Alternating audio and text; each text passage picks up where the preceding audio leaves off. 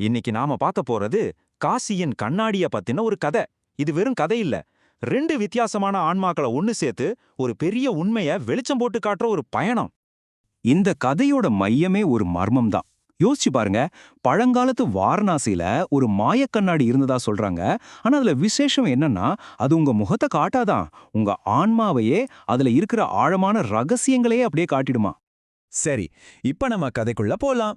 இதுல ரெண்டு முக்கியமான கதாபாத்திரங்கள் இருக்காங்க. ஒருத்தர் ராகவ் மல்ஹோத்ரா, மும்பைல ஒரு பெரிய தொழிலதிபர். செல்வம், அதிகாரம்னு எல்லாம் அவர் கால் கீழே. இன்னொருத்தர் சத்யம், ஒரு சின்ன கிராமத்துல வாத்தியார் வேலை பார்க்கறவரு. ரொம்ப எளிமையான அன்பான வாழ்க்கை வாழ்றவரு. ரெண்டு பேரும் நேரெதிர் துருவங்கள் மாதிரி இல்லையா? அவங்க ரெண்டு பேரும் பார்க்கத்தான் வேற வேற மாதிரி, ஆனா அவங்க ரெண்டு பேரையுமே ஒரே ஒரு கேள்வி துரத்திக்கிட்டே இருந்துச்சு. சுவாமிஜி, என் வாழ்க்கையில ஏன் நிம்மதியே இல்ல?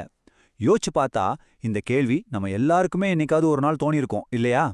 இந்த கேள்விக்கு பதில் தேடி அவங்க ஞானியான சுவாமி அத்வையானந்தா கிட்ட போறாங்க. ஆனா சுவாமிஜி எதுவுமே பேசல. பதிலுக்கு ஒரு சின்ன ரொம்ப பழமையான கண்ணாடியை எடுத்து ரெண்டு பேர் கையிலையும் கொடுக்கறாரு.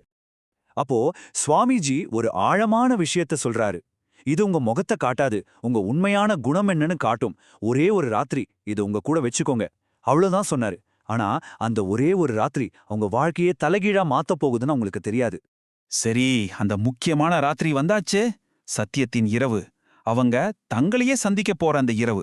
முதல்ல நம்ம தொழிலதிபர் ராகவுக்கு என்னாச்சுன்னு பார்க்கலாம் வாங்க. ராகவ் அந்த கண்ணாடியை பார்த்ததும் அவருக்குள்ள இருந்த இருண்ட பக்கங்கள், அந்த நிழல்கள் எல்லாம் வெளியே வர ஆரம்பிச்சிடுச்சு. அது அவருக்குள்ள இருந்த இருட்டோட ஒரு பயங்கரமான சந்திப்புக்கு ஆரம்பமா இருந்துச்சு. அப்படி என்னதான் பார்த்தாரு அந்த கண்ணாடியில? அவர் ஏமாத்தின தொழிலாளிங்க முகத்தை பார்த்தாரு, அழிச்சு ஒழிச்ச போட்டியாளர்களை பார்த்தாரு, துரோகம் செஞ்ச நண்பர்கள், கண்டுக்காம விட்ட குடும்பம்னு அவரோட நிம்மதி ஏன் போச்சுன்னு ஒவ்வொரு காரணமா அந்த கண்ணாடி அவருக்கு படம் போட்டு காட்டுச்சு. அப்போ அந்த கண்ணாடியில இருந்து ஒரு குரல் கேட்டுச்சு. அது வேற யாரும் இல்ல, அவரோட மனசாட்சியோட குரல் தான். நீ பெரிய சக்திசாலி நினைச்சிட்டு இருக்கியா?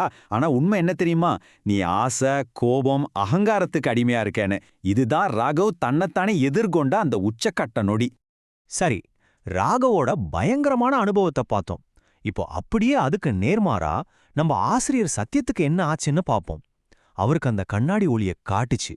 அவர் என்ன பார்த்தார் தெரியுமா?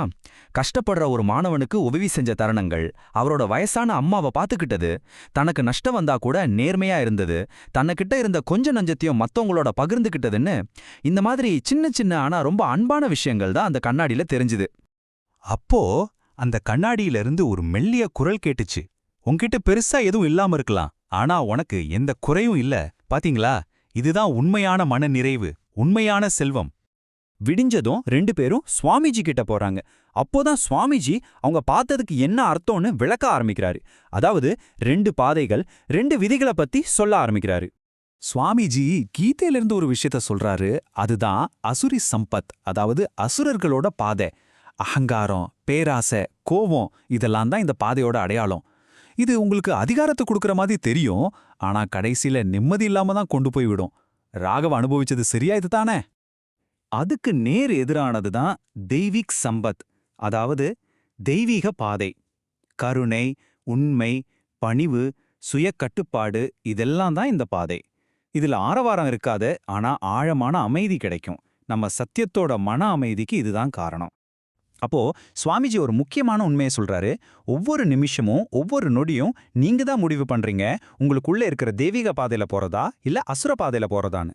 சரி, இந்த உண்மை தெரிஞ்சதுக்கு அப்புறம் அவங்க வாழ்க்கை எப்படி மாறிச்சு, அவங்களோட அடுத்த கட்டம் என்னவா இருந்துச்சு, வாங்க பார்க்கலாம். ராகவோட பயணம் ரொம்பவே வலியானதா இருந்துச்சு. அவர் தன்னை திருத்திக்க ஆரம்பிச்சாரு. அவரோட சாம்ராஜ்யத்தில் இல்ல, அவரே புதுசா உருவாக்க ஆரம்பிச்சாரு. ஆனா சத்தியம், அவர் தன்னோட சேவை பாதையிலே தொடர்ந்து போனாரு. அவருக்குள்ள இருந்த அந்த ஒளி இன்னும் பிரகாசமா எரிஞ்சது. ஆக இந்த கதை நமக்கு என்ன சொல்ல வருது? சொர்க்கம் நரகம்ங்கிறது நாம போனதுக்கு அப்புறம் போற இடங்கள் இல்ல, அது நாம ஒவ்வொரு நாளும் நமக்குள்ளே உருவாக்கிக்கிற நிலைகள் தான். அப்போ உண்மையான கண்ணாடி காசிலையோ இல்ல வேற எங்கேயோ இல்ல, அது நம்ம கிட்ட தான் இருக்கு. நம்மளோட ஒவ்வொரு தேர்வும் ஒவ்வொரு முடிவு தான் அந்த கண்ணாடி. இப்ப நீங்க சொல்லுங்க, உங்க கண்ணாடி எதை பிரதிபலிக்க போகுது? இந்த மாதிரி பழங்கால ஞானத்தை துறக்கிற இன்னும் நிறைய கதைகளை தெரிஞ்சுக்கணுமா? அப்போ மறக்காம நம்ம விஸ்டம் ஸ்டோரி சேனலுக்கு சப்ஸ்கிரைப் பண்ணுங்க. கேட்டதுக்கு ரொம்ப நன்றி.